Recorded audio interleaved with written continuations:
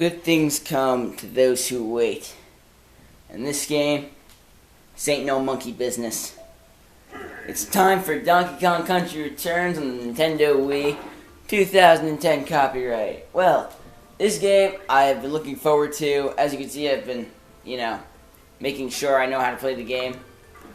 We're going to be playing a single-player game whilst Mario Party 8 is in the works. I will be playing as Donkey Kong as we go through Donkey Kong Country Returns, and let's see what the story brings us today. What is up, everyone? Mighty Midget here. Really looking forward to this series, to be honest with you. I will do my best to explain what the heck's going on. Lava's going everywhere. Alright, good start. It could be a little, that could be a little bit of a less evil start, but no. Must kill everything with lava. And this thing, out of nowhere, because for some reason on Kong Island, they never seem to notice the volcano with the incredibly tall stone structure, this temple tower, or whatever you want to call it, seems to have been dormant in there for God knows how many years. Then, incoming little beastie boys over here who are going to say, hey, by the way, hypnosis. Hypnotize the animals, but for what reason? Well, you're going to find that out soon too. As you can see, the animals are now hypnotized, stealing a bunch of bananas. Like, damn, stealing those bananas, though. Now, in addition to stealing those bananas, well, not they're all gone. In addition to stealing all those bananas, out comes Diddy Kong. You may recognize him from Diddy Kong Country, Donkey Kong Country 2, Diddy's Quest, or any game involving Donkey Kong. There's usually a Diddy Kong in there too. Donkey Kong Country and the GBA had him in. Wait, did it? Yeah, it did. Could have been a two-player game. All of a sudden, Donkey Kong's ticked. Now wait, all the animals are hypnotized, but not Donkey Kong. Let's hypnotize him too. The problem with this, I guess he can't be hypnotized. I'm gonna turn up the volume a little bit. Are you hypnotized by this? I'm not. So now, Donkey Kong has come to the realization, hey, I can't be hypnotized. So, this is how the game starts.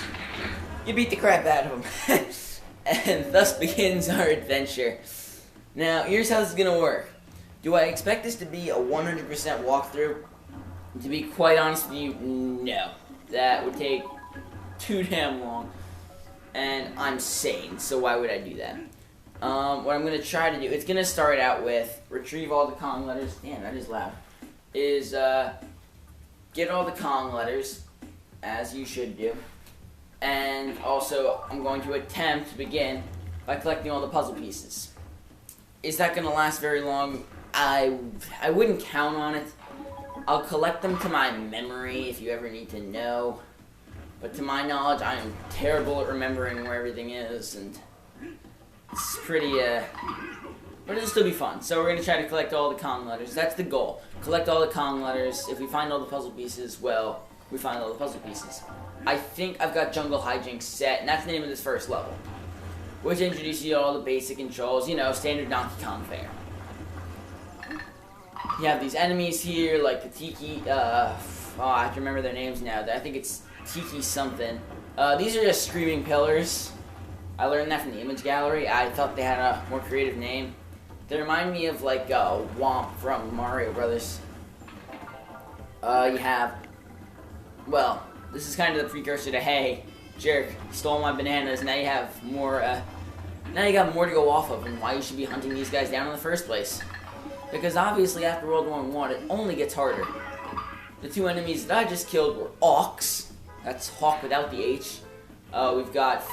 I know I'm gonna botch this one, but I think that's Fragoon.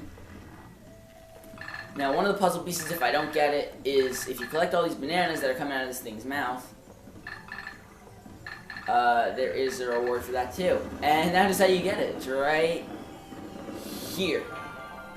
Followed by killing the frog and continuing on. Balloons are your lives. Why? I'm not sure. Could a balloon really carry an 8 from one point to another? Probably not. And if you roll and then fall off the ground, you are still able to jump, which helps in collecting the O for Kong in this level. It's something that actually comes in handy later on, so it's kind of a good thing that they're teaching you early on in the game what you can and can't do. You do only have 2 hearts. After collecting Giddy, though, you have 4. If you lose 2 hearts out of those 4, Diddy Kong is lost until you collect another Donkey Kong barrel. And while that's doing that thing, I'm gonna slam on this thing. Also, banana coins are your, call it your currency. Meaning, when you go to a shop, which we'll probably see in the next episode, because I don't know if we're gonna get to him yet today.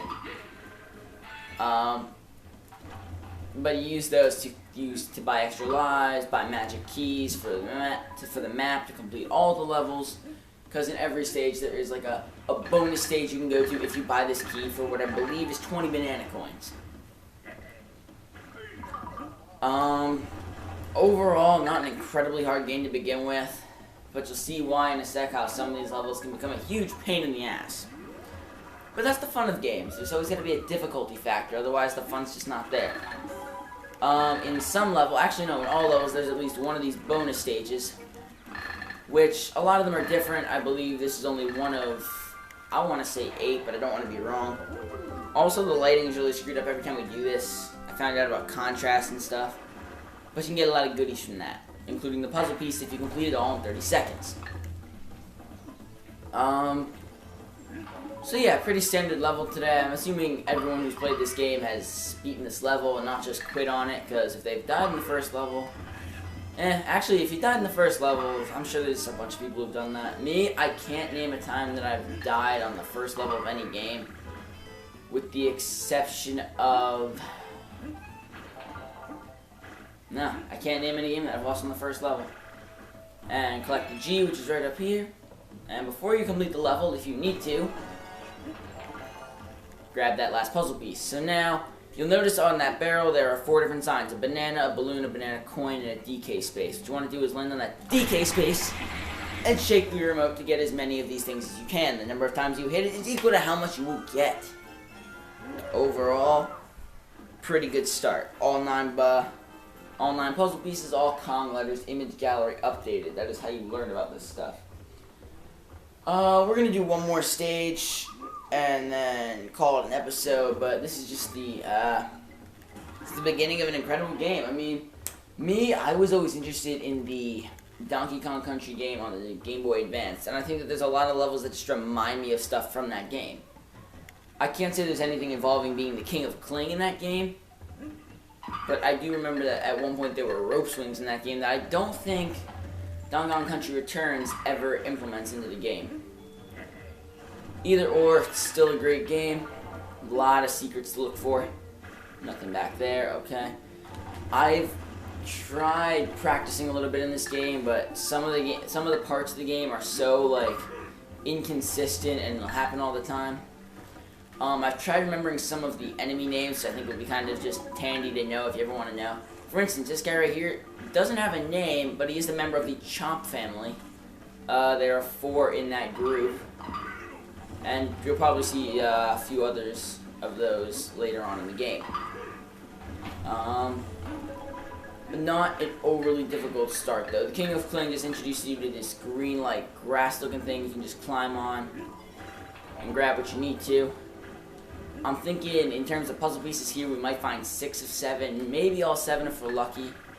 But I'm not trying to remember all of them. Like I said, I'm not expecting this to be a 100% walkthrough, because I'm not insane.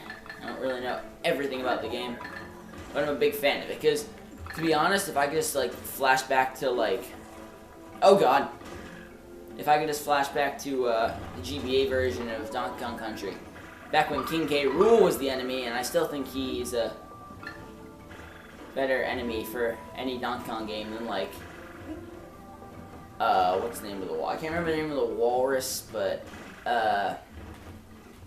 he's in Tropical Freeze, which is another game I can't play because I don't have a Wii U, and I really want to get this heart because whatever.